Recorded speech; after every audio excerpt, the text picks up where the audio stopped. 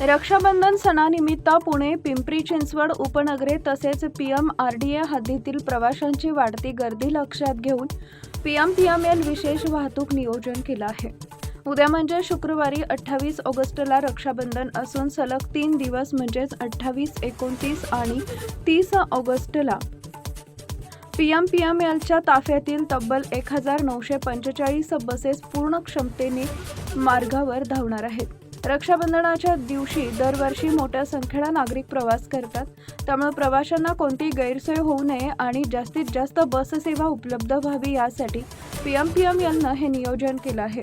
विशेष म्हणजे वाहतूक व्यवस्था सुरळीत ठेवण्यासाठी चालक, वाहक तसेच पर्यवेक्षीय सेवकांच्या साप्ताहिक सुट्ट्या देखील रद्द करण्यात आल्या आहेत।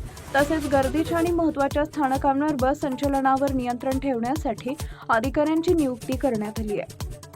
रक्षाबंधनाच्या पार्श्वभूमीवर पुणे आणि पिंपरी चिंचवड शहरासह उपनगरांमध्ये मोठ्या प्रमाणात प्रवासी वाढण्याची शक्यता आहे। त्यानुसार प्रवाशांना वेळेत आणि सुरळीत बस सेवा उपलब्ध करून देण्यासाठी PMPML प्रशासनाने यंत्रणा सज्ज ठेवल्याचं पाहायला मिळतंय। टाइम्स ऑफ महाराष्ट्रसाठी शिवानी लखडे यांचा रिपोर्ट, पुणे।